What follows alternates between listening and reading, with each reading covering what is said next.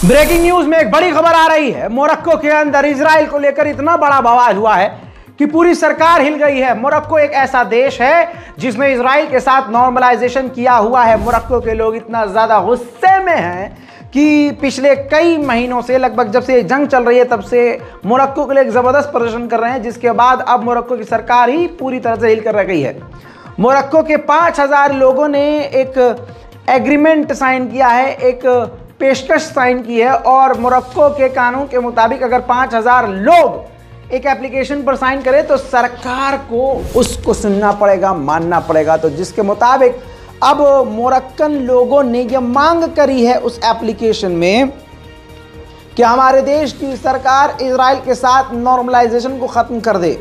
मेरे दोस्तों, कमाल ये नहीं है कि ये सब कुछ हुआ है, कमाल ये है कि मोरक्को की सरकार ने उस एप्लीकेशन को एक्सेप्ट किया है और आधिकारिक तौर पर बताया है कि हमें जो जनता की ओर से एप्लीकेशन मिली है हम उस पर सोचने को तैयार हैं। यानी इजराइल के साथ रिश्ते ख़त्म करने के लिए अब मोरक्को की गवर्नमेंट सोच रही है, क्योंकि मोरक्को, यूएई और बहरीन और सूडान ये वो देश मुस्लिम हैं जिन्होंने इजराइल के साथ नॉर्मलाइजेशन किया है। अब मोरक्को पीछे हटने को तैयार है अपने ही देश के लोगों के विरोध के बाद। तो दोस्तों, झुकती है दुनिया, झुकाने वाला चाहिए। मेरे दोस्तों, उधर जो यमन के खिलाफ ग्रुप बनाया है अमेरिका ने, उसमें वाहिद एक मुल्क जो है मुस्लिम है वो बहरीन है।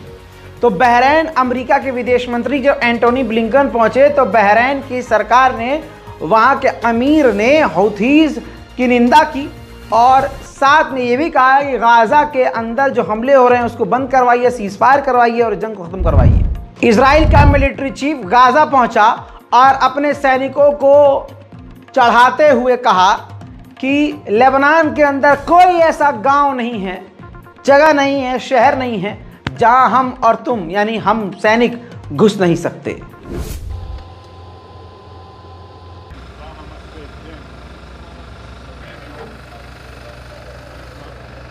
אחרי מה שעשיתם, אין כפר בלבנון, אין שס"ם בלבנון שאתם לא יכולים להיכנס ולפרק אותו. אנחנו נשים אתכם במקומות שצריך, אתם תעשו שם את מה שצריך. उधर जर्मनी ने इजराइल के खिलाफ कड़े कड़े बयान दिए और उसके बाद फिर से इजराइल के गुस्से को मापते हुए, सुनामी आता हुआ देखते हुए पहले ही शांत करने की कोशिश की और कहा कि इजराइल को अपना बचाव करने का, सेल्फ डिफेंस का अधिकार है। अंतर्राष्ट्रीय हॉकी लीग संस्था ने इजराइल की टीम को अपनी लीग से बाहर निकाल दिया। इजराइल के तन बदन में आग लगी और इजराइल ने केस कर दिया है इंटरनेशनल हॉकी लीग पर। उधर झूठे और मक्कार इजराइल ने एक बार फिर से खुला झूठ बोलते हुए कहा है कि गाजा के अंदर किसी भी तरह से खाने और पानी की कमी नहीं है। कतर पर मुसीबत की तलवार लटक गई है। वेस्टर्न देशों के इंटेलिजेंस का दावा है कि 7 अक्टूबर को जो भी होने वाला था, कतर को पहले से ही इसकी हल्की फुल्की जानकारी थी। अब कतर के खिलाफ इंक्वायरी चल रही है। इजराइल पूरी तरह से गाजा में हमास के टनल्स को अभी तक बर्बाद नहीं कर पाया है। अब आधिकारिक तौर पर आईडीएफ ने कहा है कि $10 बिलियन गाजा के अंदर हमास ने सुरंगों पर खर्च किया है। फिलिस्तीन के लिए चाइना ने फिर से कहा है कि अंतर्राष्ट्रीय कानून का हम सम्मान करते हैं और विरोध करते हैं ऐसे कदम का जो अंतर्राष्ट्रीय कानून के खिलाफ है, और फिलिस्तीनियों को एक साथ सामूहिक तौर पर सज़ा देने वाला जो काम करता है इजराइल, ये उस प्रक्रिया को जल्द से जल्द इजराइल ख़त्म कर दे। मेरे दोस्तों, वहीं अंतर्राष्ट्रीय रिपोर्ट से खुलासा हुआ है कि हज़ारों घरों को बिना किसी वजह बेमतलब गाजा की सरजमीन पर इजराइल की फ़ौज ने बिना किसी मतलब हज़ारों फिलिस्तीनियों और गाजा के लोगों के घरों को बर्बाद कर दिया है। उधर फ्रांस ने अमेरिका को झटका देते हुए यमन के खिलाफ बनाए गए ग्रुप से अपना मुंह मोड़ लिया है और ख़ुद को बाहर कर लिया है और कहा है कि हम अपने ही दम पर अपनी जहाज़ों को बचाएंगे और अपनी सुरक्षा पर ध्यान देंगे। स्पेन के प्रधानमंत्री ने साफ कहा है कि साउथ अफ्रीका में जो केस लॉगिन हुआ है इजराइल के खिलाफ स्पेन यानी हमारा देश पूरी तरह से साउथ अफ्रीका का साथ देगा, क्योंकि ये बहुत ज़रूरी है और हमें हर हाल में साउथ अफ्रीका का साथ देना है। उधर ईरान ने बिल्कुल पॉइंट टू पॉइंट जली कटी बात कर दी है, लेकिन सच हमेशा से जला कटा ही लगता है। ईरान ने साफ कहा है अंतर्राष्ट्रीय क्रिमिनल कोड को कि बिना किसी दबाव आप अनबायस यानी किसी तरफ झुक करके किसी के डर से आप फैसला मत लीजिएगा। वहीं ईरान के विदेश मंत्री और सऊदी अरब के विदेश मंत्री ने फ़ोन पर गाज़ा के मुद्दे पर बात की है। देखिए, यूरोविज़न एक फेस्टिवल है, एक कंपटीशन है जिसके अंदर पूरी दुनिया के बड़े बड़े जो स्टार्स होते हैं, गायक होते हैं, वो आके गाते हैं, कंपटीशन होता है। ये यूरोप का है और वेस्टर्न देशों का है, प्रोग्राम बहुत बड़ा है। तो आपको बता दूँ कि 1400 भाई साहब बड़ी बड़ी फिनलैंड की म्यूज़िक कंपनियों ने साइन करके अपनी सरकार को दे दिया है और अपने ग्रुप को, ऑर्गेनाइजेशन को दे दिया है कि अपने इस ऑर्गेनाइजेशन से, इस ग्रुप से इजराइल को निकाल दिया जाए, क्योंकि उसने वॉर क्राइम गाज़ा के अंदर किया है। भारत का तो पता नहीं, लेकिन इस्लामोफोबिक देश डेनमार्क में लगातार प्रदर्शन आज भी हो रहा है फिलिस्तीन के समर्थन में।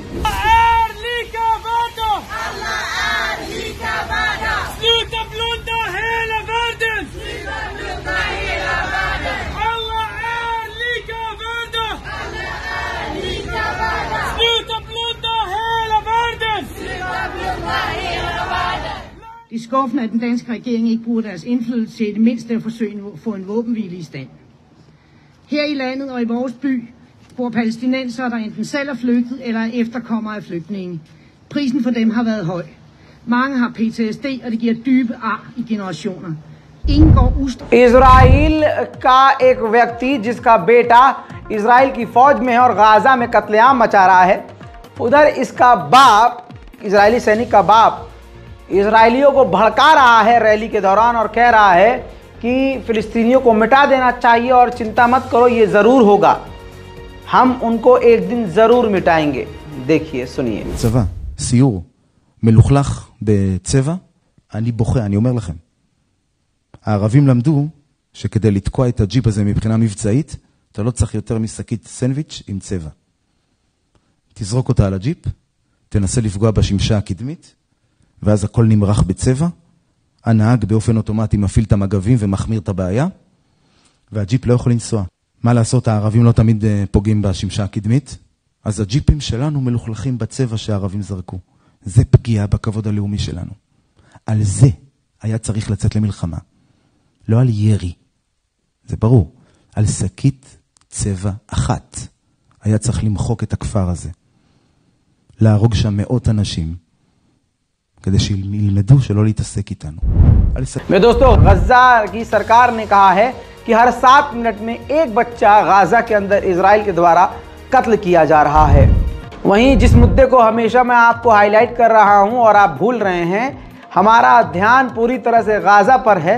उधर मस्जिद अल अक्सा में अब रोज़ बरोज़, हर दिन, हर घंटे यहूदियों की घुसपैठ हो रही है।